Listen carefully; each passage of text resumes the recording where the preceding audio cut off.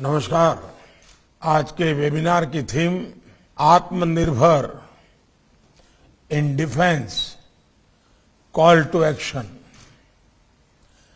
देश के इरादों को स्पष्ट करती है। बीते कुछ वर्षों से भारत अपने डिफेंस सेक्टर में जिस आत्मनिर्भरता पर बल दे रहा है, उसका कमिटमेंट आपको इस वर्ष के बजट में भी दिखेगा। साथियों, गुलामी के कालखंड में भी और आजादी के तुरंत बाद भी हमारी डिफेंस मैन्युफैक्चरिंग की ताकत बहुत ज्यादा थी। दूसरे विश्व युद्ध में भारत में बने हथियारों ने बड़ी भूमिका निभाई थी। हालांकि बाद के वर्षों में हमारी ये ताकत कमजोर होती चली गई, लेकिन ये दिखाता है कि भारत में क्षमता की कभी कमी न तब थी न कमी अब है। साथियों, सुरक्षा का जो मूल सिद्धांत है वो ये है कि आपके पास अपना कस्टमाइज और यूनिक सिस्टम होना चाहिए, तभी वो आपकी मदद करेगा। अगर 10 देशों के पास एक ही तरह के डिफेंस उपकरण होंगे तो आपकी सेनाओं की कोई यूनिकनेस नहीं रहेगी। यूनिकनेस और सरप्राइज एलिमेंट ये तभी हो सकते हैं जब उपकरण आपके खुद के देश में विकसित हो। साथियों, इस साल के बजट में देश के भीतर ही रिसर्च, डिजाइन और डेवलपमेंट से लेकर मैन्युफैक्चरिंग तक का एक वाइब्रेंट इकोसिस्टम विकसित करने का ब्लूप्रिंट है। रक्षा बजट में लगभग 70% सिर्फ डोमेस्टिक इंडस्ट्री के लिए रखा गया है। डिफेंस मिनिस्ट्री अब तक 200 से भी ज्यादा डिफेंस प्लेटफॉर्म्स और इक्विपमेंट की पॉजिटिव इंडिजनाइजेशन लिस्ट जारी कर चुकी है। इस लिस्ट की घोषणा के बाद डोमेस्टिक प्रोक्योरमेंट के लिए लगभग 54,000 करोड़ रुपीस, करीब 54,000 करोड़ रुपए के कॉन्ट्रैक्ट साइन किए जा चुके हैं। इसके अलावा 4.5 लाख करोड़ रुपए से ज्यादा मूल्य के उपकरणों से जुड़ी खरीद प्रक्रिया भी अलग अलग स्टेजिंग में है। बहुत जल्द तीसरी लिस्ट भी आने वाली है। ये दिखाता है कि हम देश में ही डिफेंस मैन्युफैक्चरिंग को किस तरह सपोर्ट कर रहे हैं। साथियों, जब हम बाहर से अस्त्र शस्त्र लाते हैं तो उसकी प्रक्रिया इतनी लंबी होती है कि जब वो हमारे सुरक्षा बलों तक पहुंचते हैं तब तक उसमें से कई आउटडेटेड हो चुके होते हैं। इसका समाधान भी आत्मनिर्भर भारत अभियान और मेक इन इंडिया में ही है। मैं देश की सेनाओं की भी सराहना करूंगा कि वो भी डिफेंस सेक्टर में भारत की आत्मनिर्भरता का महत्व समझते हुए बड़े महत्वपूर्ण निर्णय ले रहे हैं। आज हमारी फौज के पास भारत में बने साजो सामान होते हैं तो उनका आत्मविश्वास, उनका गर्व भी नई ऊंचाई पर पहुंचता है। और इसमें हमें सीमा पर डटे जवानों की भावनाओं को भी समझना चाहिए।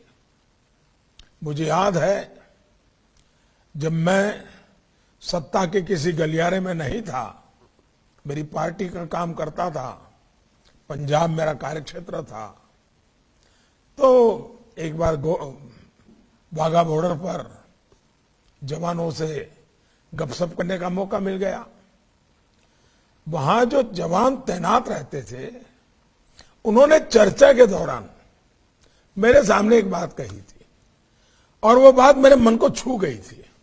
उन्होंने कहा था कि वाघा बॉर्डर पर भारत का जो गेट है वो हमारे दुश्मन के गेट से थोड़ा छोटा है, हमारा गेट भी बड़ा होना चाहिए, हमारा झंडा उससे ऊंचा होना चाहिए। ये हमारे जवान की भावना होती है। हमारा देश का सैनिक इस भावना के साथ सीमा पर डटा रहता है।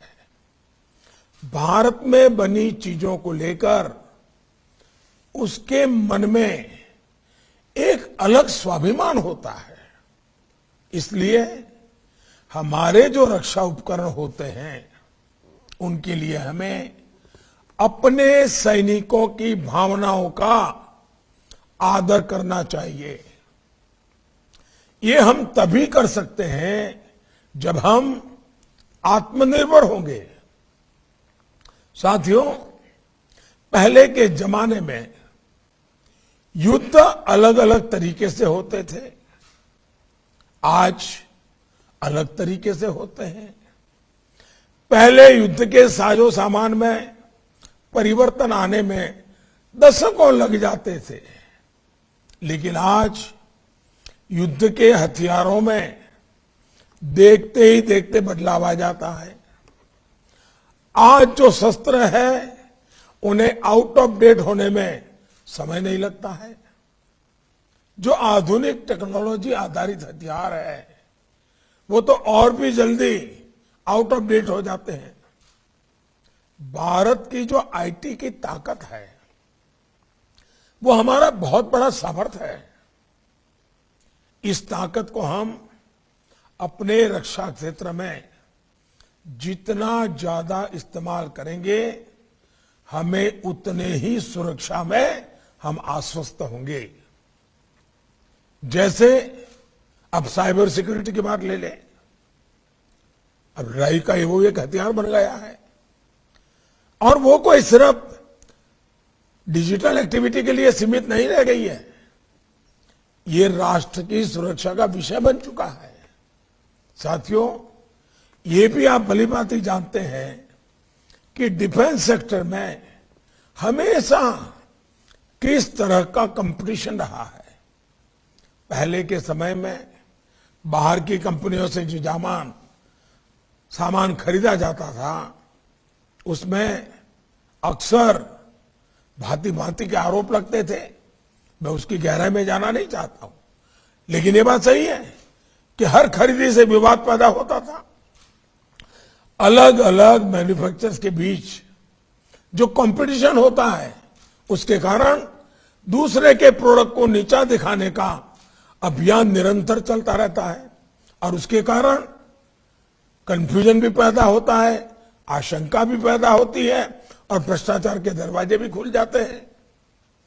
कौन सा हथियार अच्छा है, कौन सा हथियार खराब है, कौन सा हथियार हमें उपयोगी है, कौन सा उपयोगी नहीं है, इसे लेकर भी बहुत कंफ्यूजन क्रिएट किया जाता है, बहुत योजनापूर्वक किया जाता है। कॉरपोरेट वर्ल्ड की लड़ाई का वो हिस्सा होता है। आत्मनिर्भर भारत अभियान से हमें ऐसी अनेक समस्याओं का भी समाधान मिलता है। फ्रेंड्स, जब पूरी निष्ठा के साथ संकल्प लेकर हम आगे बढ़ते हैं तो क्या परिणाम आते हैं, इसका एक बेहतरीन उदाहरण हमारी ऑर्डिनेंस फैक्ट्रियां है। हमारे रक्षा सचिव ने अभी इसका बड़ा वर्णन भी किया। गत वर्ष के पहले हमने 7 नई डिफेंस पब्लिक अंडरटेकिंग्स का निर्माण किया था। आज ये तेजी से बिजनेस का विस्तार कर रही है, नए मार्केट में पहुंच रही है, एक्सपोर्ट के ऑर्डर्स भी ले रही है। ये भी बहुत सुखद है कि बीते 5-6 सालों में डिफेंस एक्सपोर्ट में हमने 6 गुना वृद्धि की है। आज हम 75 से भी ज्यादा देशों को made in India defence equipments और सर्विसेज दे रहे हैं।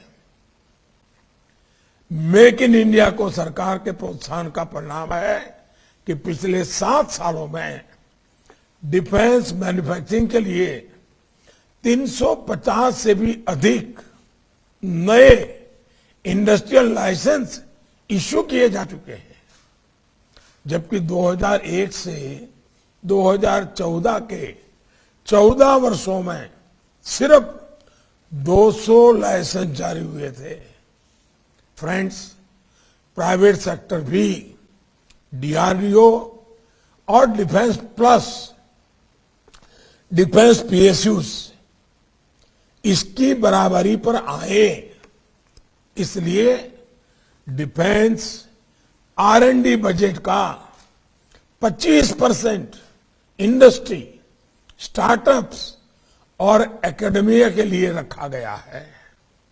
बजट में स्पेशल पर्पज व्हीकल मॉडल की व्यवस्था भी की गई है। ये प्राइवेट इंडस्ट्री के रोल को सिर्फ एक वेंडर या सप्लायर से आगे एक पार्टनर के रूप में स्थापित करेगा। हमने स्पेस और ड्रोन सेक्टर्स में भी प्राइवेट सेक्टर के लिए नई संभावनाएं बनाई हैं।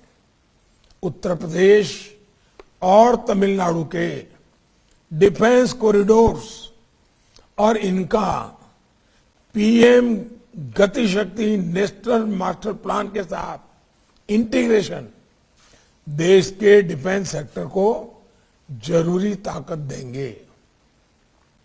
साथियों, ट्रायल, टेस्टिंग और सर्टिफिकेशन की व्यवस्था का ट्रांसपेरेंट, टाइम बाउंड, प्रैग्मेटिक और निष्पक्ष होना एक वाइब्रेंट डिफेंस इंडस्ट्री के विकास के लिए बहुत जरूरी है। इसके लिए एक इंडिपेंडेंट सिस्टम समस्याओं को दूर करने में उपयोगी सिद्ध हो सकता है। इससे देश में जरूरी स्किल सेट के निर्माण में भी मदद मिलेगी। फ्रेंड्स, आप सभी से देश की बहुत सारी उम्मीदें जुड़ी हुई हैं। मुझे विश्वास है कि इस चर्चा से डिफेंस सेक्टर में आत्मनिर्भरता के लिए नए रास्ते बनेंगे। मैं चाहता हूं, आज सभी स्टेक होल्डर से हम सुनना चाहते हैं। हम आप लोगों को लंबे भाषण देना नहीं चाहते हैं। ये आज का दिवस आपके लिए है। आप प्रैक्टिकल चीजें लेकर के आइए, बताइए। अब बजट निर्धारित हो चुका है। 1 अप्रैल से नया बजट लागू होने वाला है। हमारे पास तैयारी के लिए ये पूरा महीना है। हम इतना तेजी से काम करें कि 1 अप्रैल से ही चीजें जमीन पर उतरना शुरू हो जाए। ये जो एक्सरसाइज है ना, इसलिए है। हमने बजट को भी 1 महीना प्रीपोन करने की पद्धति डेवलप की है। इसके पीछे भी इरादा यही है कि हमें एक्चुअली बजट लागू होने से पहले सभी डिपार्टमेंट को, स्टेक होल्डर्स को, पब्लिक प्राइवेट पार्टनरशिप मॉडल को तैयारियां करने का पूरा अवसर मिले, ताकि हमारा समय बर्बाद न हो। मैं आप सबसे आग्रह करता हूं, ये देशभक्ति का काम है, ये देश सेवा का काम है। हम आइए, मुनाफा कब होगा, कितना होगा, वो बाद में सोचिए। पहले देश को ताकतवर हम कैसे बनाएं, इस पर सोचिए। मैं आपको निमंत्रण देता हूं और मुझे खुशी है कि आज हमारी सेना के हमारे तीनों अंग बड़े उमंग और उत्साह के साथ इन कामों में पूरी इनिशिएटिव ले रहे हैं, प्रोत्साहन दे रहे हैं। अब ये मौका हमारे प्राइवेट पार्टी के लोगों ने खोना नहीं चाहिए। मैं फिर एक बार आपको निमंत्रण देता हूं। मेरी आप सबको बहुत बहुत शुभकामनाएं। धन्यवाद।